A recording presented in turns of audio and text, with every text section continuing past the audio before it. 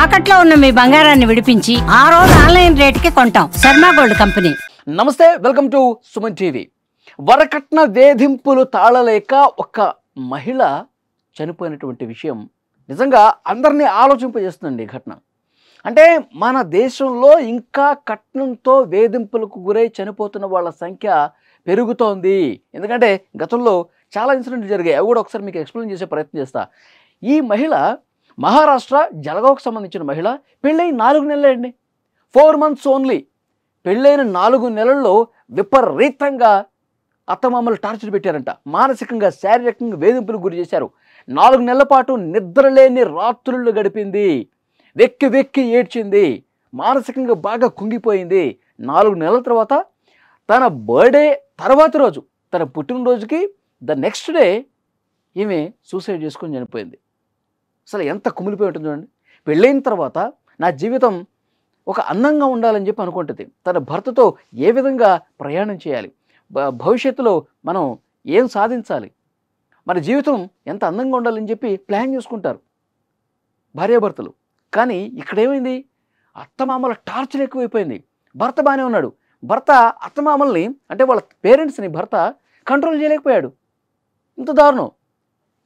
ఇప్పుడు for example పెళ్ళి కాకముందు 2 కుటుంబాలు కూడా అంటే సహజంగా మాట్లాడుకుంటే రెగ్యులర్గా జరిగేదేంటి, కొంత ఇస్తామని చెప్పేసి అనుకుంటారు.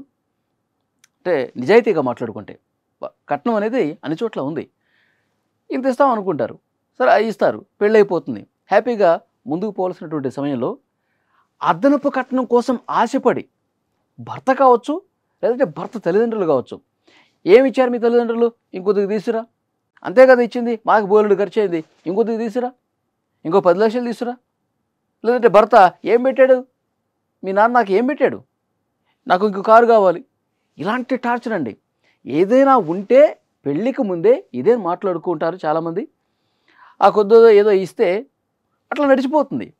రెగ్యులర్గా జరిగేది అది. కానీ డబ్బు మాయలో పడిపోయి దాని మీద ఆశ పెంచేసుకుని ఇష్టం వచ్చినట్టుగా పాపం శుభం తెలియనటువంటి ఇలాంటి అమాయకురాలని బలి తీసుకున్న పరిస్థితుంది. టార్చర్ ఎక్కువైపోయింది. ఈ అమ్మాయి చాలా మానసిక వేదనకు గురైందంట. బర్త్డే తర్వాత రోజే ఈమె సూసైడ్ చేసుకుని చనిపోయిన పరిస్థితుంది. చాలా బాధాకరమైనటువంటి విషయం. అత్తమామల మీద భర్త మీద కూడా కేసు నమోదైనటువంటి పరిస్థితుంది. ఇంకోటి తమిళనాడులో జరిగిందండి. ఓల్వో కారు అంట, భర్తకి కారు ఇస్తానని చెప్పేసి అన్నారంట. అది కారు ఇవ్వలేదు. సర్లే బాబు నీకు ఇస్తాములే, వన్నీ రాగు అని చెప్పేసి అన్నారు. కానీ దాన్ని మనసులో పెట్టుకుని ఇస్తారా చస్తారా అని చెప్పి టార్చర్ పెట్టాడు. ఆమెను కూడా చంపేసిన పరిస్థితుంది. నోయిడాలో బెంజ్ కారు ఈ మధ్యకాలంలోనే వచ్చింది వార్త. అమ్మాయి ఫాదరు బెంజ్ కారు అండి కొనుక్కున్నాడు. వీళ్ళకి ఇవ్వాల్సిందే వీళ్ళకి ఇచ్చేశారు. పెళ్ళి 2 సంవత్సరాలు అవుతుంది.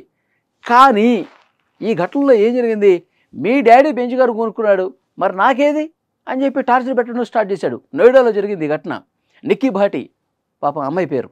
చాలా దారుణంగా టార్చర్ పెట్టి పేరెంట్సే కాదు, ఈ భర్త వాళ్ళ సిస్టర్ కూడా దీనికి యాడ్ అయిపోయి విపరీతంగా టార్చర్ పెట్టి ఇంట్లోనే సజీవ దహనం చేసే పరిస్థితి వచ్చిందండి. మంటల్లో కాలిపోతుంది. వైరల్ కూడా అయింది ఆ వీడియో. అంత దుర్మార్గంగా ప్రవర్తించారు. ఈ రోజుల్లో డబ్బుంటేనే ఏదైనా అన్నట్టుగా తయారైందండి. మానవ సంబంధాలు, ప్రేమలు, బంధాలు ఏమి లేవు. పెళ్ళి అయిన తర్వాత కూడా సఖ్యంగా ఉండాల్సినటువంటి సమయంలో కూడా ఇంత తీవ్రమైనటువంటి మానసిక శారీరక వేధింపులకు గురి చేసి పూర్తిగా ప్రాణాలు తీసేస్తూ ఉన్నారు. ఇలాంటి దుర్మార్గులను ఏం చేయాలి? ఇప్పుడు ఫర్ ఎగ్జాంపుల్ అత్తమామల గురించి మాట్లాడుకుంటే ఆ అత్త కూడా ఒక ఇంటి బిడ్డే కదా, ఇంకొక ఇంటికి వచ్చినటువంటి అమ్మాయే కదా, కోడలే కదా. అంటే నీకొకటి, మళ్ళీ వాళ్ళ అమ్మాయి విషయంలో అయితే చాలా జాగ్రత్తగా ఉంటారు. వాళ్ళ అమ్మాయి విషయంలో వేరే ఇంటికి పంపించినప్పుడు ఆ అమ్మాయికి ఏం కాకూడదు, ఆ అమ్మాయి కాపురం బాగుండాలి, ఆమె చల్లగా ఉండాలని అనుకుంటారు. అంటే కూతురు విషయంలో ఒకటి, ఇంటికి వచ్చే కోడల విషయంలో ఒకటా? ఇద్దరు ఆడబిడ్డల్ని వేరు వేరు కోణాల్లో చూస్తారు మీరు. ఇంత దుర్మార్గంగా ప్రవర్తిస్తారా?